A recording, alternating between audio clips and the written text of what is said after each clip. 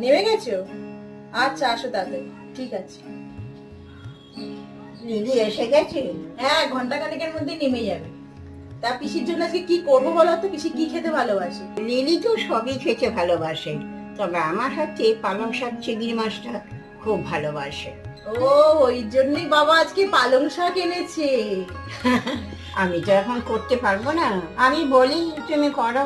তাহলে তুমি বলো, আমি ঝটপট বানিয়ে ফেলি। পালং শাক, মূলো, আলু কেটে ধুয়ে একটা পাত্রে রেখে দাও। চিংড়ি মাছটা ধুয়ে নুন হলুদ মাখিয়ে রাখো।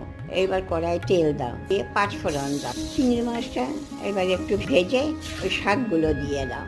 সর্ষে বাটা আর কাঁচা লঙ্কা দিয়ে আর নুন হলুদ দিয়ে নাড়াচাড়া করে অল্প জল দিয়ে চাপা দিয়ে দাও।